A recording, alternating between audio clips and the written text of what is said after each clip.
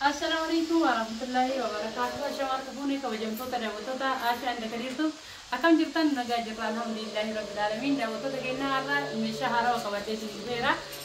Meeshaan kun meeshaa harkaan hojjetameedha. Garuu akka ilaaltan faafirikatti hojjetamee qabee caalaa bareeda jechuudha. Daawwattoota keenya agaruma viidiyoo keenya wajjin turuudhaan itti like subscribe gochuu hin dagatinaa. Warroonni jechuu barbaadan immoo lakkoofsa dura keenya duwwaa 977 jechuudhaan nu argachuu dandeessanii. Daawwattoota keenya meeshicha kana tokko tokko isaatiin gatii isaa wajjin cimaa akkuma argitan kana meeshaa akkam babbareedu kana qabannee deemuun jechuudha. Daawwattoota keenyarraa saayizii isaa akka argitan kana xixiqqaa isinitti ta'uu danda'a. Isin saayizii barbaadan ajajanii isin hojjetama jechuudha. Daawwattoota keenya inni kun ajajaan hojjetame. Isin immoo kalarii barbaadan saayizii barbaadan hojjechiisuu dandeessan jechuudha. Amma gatii isaa isin himee kalarii adda addaatu jira asitti kan inni irraa hojjetan isaallee dhumarratti isin agarsiisa.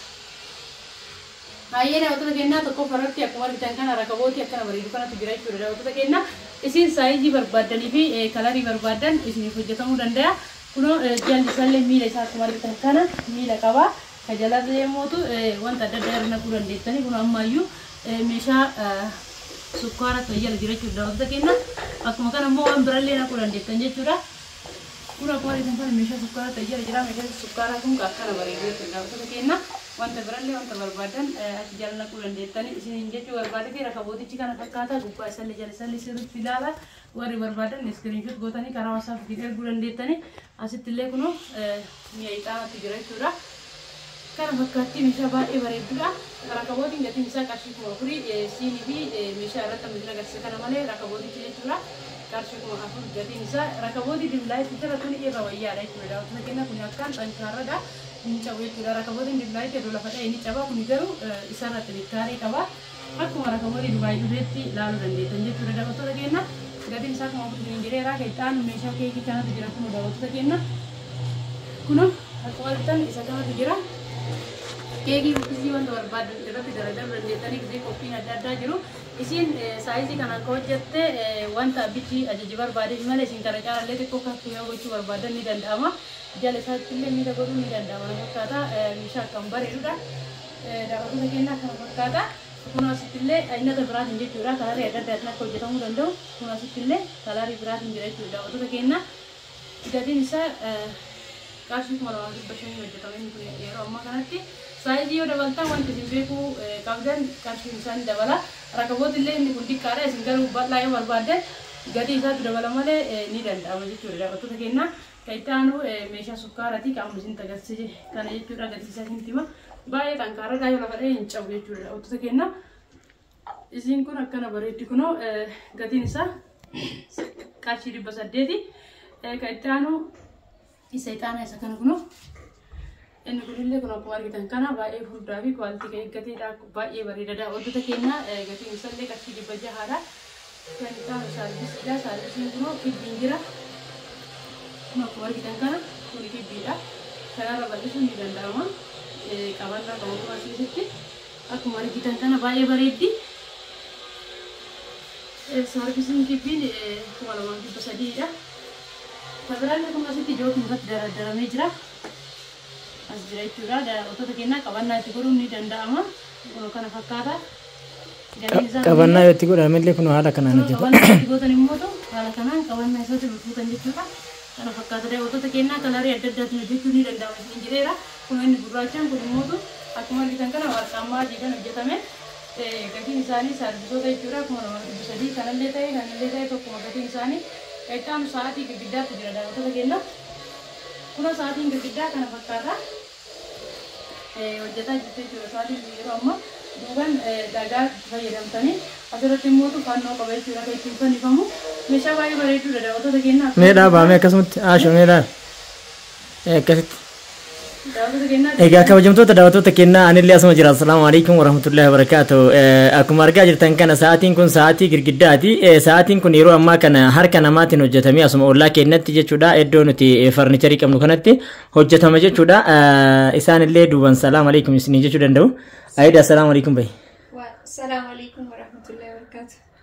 እንግዲህ ያሜ አቲ ሆርዶፍቶት አሻ እንደከድርቶ ቢን ማል ጅታን ሆጂ ከና አከምት ሆጀቹ ኤገልቴ የሮ ወጋሜ ቀዶ ሆጂ ከና ኤገልቴ አኑ ወጋፍ ዴማ ጅራ ገና ወደ ኤገልቴ ፈጋይ ጌታ እንጌ ንገና ወጋን ገኘ ወጋን harawaan eegalamaa jira. Ganaa barsiisuu jira. Sa'aatiin kun amma hojjetaa jira jechuudha. Hojjetaa jira. Egaa kabajamtoota daawwattoota keenya akkuma argaa jirtan kun sa'aatiin kun hojjetamaa jira jechuudha, hojjetaa jira jechuudha. Harka Aayidaa maqaan isii Aayidaa Kamaal jedhamti. Akkuma argaa jirtan kana nama baay'ee sabboontuu Oromooti. Sabboontuu Oromoo taatee yeroo ammaa kana baay'ee barbaadamaa jirtudha biyya keessatti jechuudha. Sababni isaas meeshaalee geexaageexii akka isin argitan kana babbareedanii fi akkuma san immoo ammallee meeshaalee cidhaa waan akka abaaboo ababaa sargii jechuudha, cidhaa jechuudha, ababaa cidhaa wantoota akkanaa kana hojjetuudhaan baay'ee beekamtii biyya keessatti barbaadamaa jirti. Ni hoo maaliif onlaayinii baatee hin hojjanne jenneeni gama chaanaalii kennaaf inni affeerre jechuudha. Aayidaan dubbachuudhaaf baay'ee itti hin tolu jechuun hin sodaatti jechuudha. Kanarraa kan ka'e namni hunduyyuu daawwattoota keenya yeroo jalqabaate gisee kaameraa seenuu baay'ee ulfaata irratti baranne malee hundu akkasuma isillee sanumaaf malee silaa baatee as teettee uumaa isii kan isin ibsite baay'eetas nu jedha. Hundumaafuu nu bakkisii buunee kun isin agarsiisaa irraa isin immoo hojjettee waan isin barbaadan saayizii kamiinuu dhiyeessitee isin biraan geettee jechuudha. Daawwattoota keenya kana bichaa miti kalarii barbaadan isin jedhee jira. Kun wanta akkana kalarii homaatu hin qabne kana irratti jechuudha.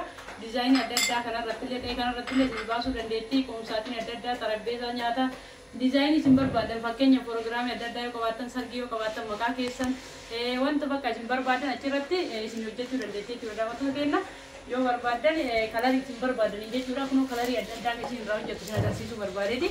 Amma asirratti qaaliidhaan kana bichaa osoo hin taane qalamii kana kanatti fayyadamte kan isin barbaadan kun gurraachatu jira. Kana hundaadhaan akka isin barbaadanitti babbareechitee isin hojjettee jechuudha. Daawwattoota keenya isin share like subscribe gochuudhaan nu jajjabeessa. Aayidaallee meeshaa kana irraa jechuudhaan jajjabeessa isin jenna. Kun akkuma kana baay'ee babbareedan jechuudha, waan baay'ee namatti toludha. Kana hundarraa hojjettee babbareechitee geettee isin biraan geetti isin ajajachuu bichaadha. Kun hunduyyuu meeshaa kana ittiin geetamuudhaaf ka qophaa'e jechuudha. Daawwattoota keenya kana fakkaata isin immootuyyuu kun achitti illee akkuma isin argitan kana keemikaala irraa hojjetamudha jechuudha. Daawwattoota keenya meeshaa hedduurraa fayyadamtee meeshaa kana hojjettee isin geetti.